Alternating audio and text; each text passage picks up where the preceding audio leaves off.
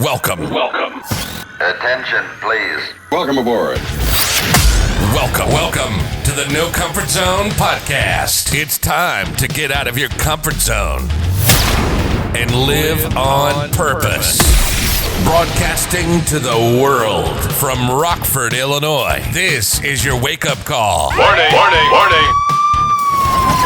You are the solutions to all your problems. Stop thinking average. Become the hero version of yourself. Every day, every time, without fail, no exceptions. It all matters. You've entered the No Comfort Zone.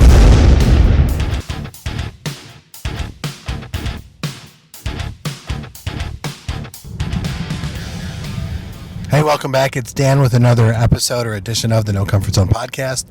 So as I was leaving my work tonight, my place of employment, it's late in the evening, and I ran by three people. And those three people each had some sort of a personal problem going on. And I'll just let you know, it's kind of written all over their face. Like, you just know the disposition, the body language that, they had a bad day. And that's going to happen. But for whatever reason, I'm the kind of guy that's going to ask that question. And the reason I asked that question is because I don't know what happened, but I remember the first personal self-help book I wrote was To Teach Me How to Sell, a book by Joe Girard, the late Joe Girard, the greatest car salesman ever lived. And what he did and what he said and his processes for doing things, his challenges, his upbringing, his successes. And it's an amazing book. And it's just really, I'm so glad that I read that book and that I was introduced to that by going into books, Barnes and Nobles or what it was back then, and getting a book on how to sell yourself and not reading the cover or anything, because I wouldn't have picked it up, but I did, and I read it, and I read it with a highlighter, and I penciled things in there, and I didn't even know what I was doing, but I was becoming a student of sales back in the 90s. And it worked out great for me because I read so many other books: Tony Robbins, Awaken the Giant, Personal Power, Harvey Mackay, Swim with the Sharks, Think and Grow Rich, The Richest Man in Babylon. All these, I read so many books when I was in my early 20s, and I would take notes and I would grab spiral notebooks and I would write this stuff out. And I went to the Personal Power seminar. I got the DVD series. I got things, not DVD series, the CD series back in the day. Personal Power had the audio cassettes, got his Tony Robbins 6 cassettes on how to sell and all that. It was great. And I loved learning, and I was learning so much. And Tom Hopkins, went to his seminars, bought all his stuff, and really, really got into learning how to sell, and which was great because all along, the only thing I've ever wanted to do was help solve people's problems, listening really well, persuading them to think differently, and applying these principles that I learned in the self-help world and personal growth. And I've helped a lot of people solve their problems and motivated and inspired, I know, just by my vocabulary and learning how to listen and talk to people. And over time, I got better and better at it. But you know what really sucks? I didn't do it for myself. I was a hypocrite. And I don't know if that's where you're at now, whether you're a sales guy, a manager, a mom or a dad, or just playing the role of the hypocrite. It's like, you know what to do, but you don't do it, but you're telling everybody else what to do. And for the longest time, I got into that role of really being that sort of a hypocritical role. I was so happy with the results that I was getting for people, but truth be told, I was really unhappy. I wasn't fulfilled because I knew deep in my heart I should be on a much bigger space. And maybe you're feeling that way too. Maybe there's a different version of yourself that you want to be. And I always wanted to be the hero version of myself, 8 feet tall and bulletproof, standing on stage, motivating a crowd and stuff. But I never got there. I never aspired to be there because I was hypocritical. So what happened is these three people, when I'm walking out, I can identify their problems. I look for people that have problems, and I approach the subject. And sometimes the pattern interrupt, as Tony Robbins shared with me in one of his books, pattern interrupt. So don't really buy into it.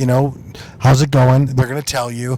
And then the Jocko Willink podcast, great books, Dichotomy of Leadership, fantastic, amazing books, audiobooks, and I love them. And I just recently went through those about a year ago. But one of his podcasts, he's like, you got problems in your life? Good.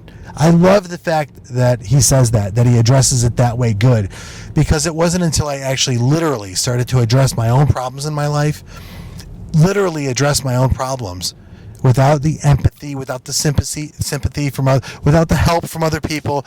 Just I need to start figuring stuff out on my own. truly did it become magical. And what was interesting is I put all of my problems into this, like, I don't know, for lack of a better term, this like funnel, this box, this 60-day time period where I'm going to deal with problems. I'm going to beat procrastination. I'm going to beat overwhelm. I'm going to beat frustration. And I'm going to do it on my own terms. And I called it the No Comfort Zone Challenge, which I've already announced 2 times before this, but I'm excited and nervous because I start my new comfort zone, No Comfort Zone, new challenge tomorrow. And I got some big goals. And at the end of the 60 days, I'm looking for results. I'm looking to execute. I'm looking to live in the solution. And these people's problems, to go back to it, it's really simple. These problems are either the reason they have problems, and the reason why they feel bad about it isn't anything other than they have problems, but either because they're not dealing with it.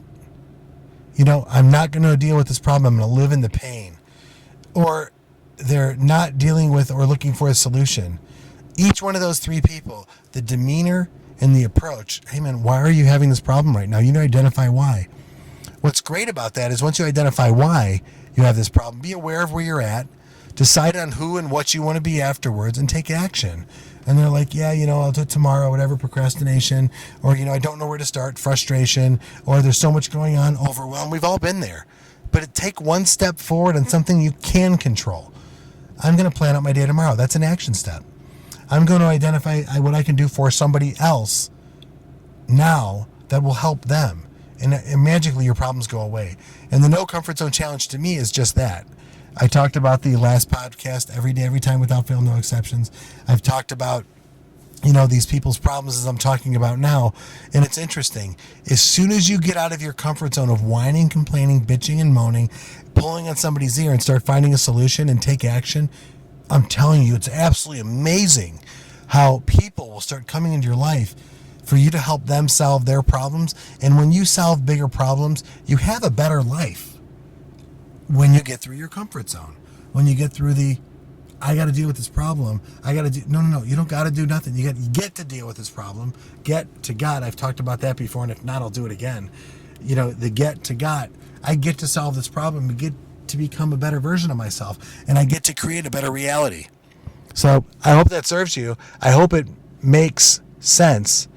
And I hope you love yourself well enough to realize that you're going to fail miserably.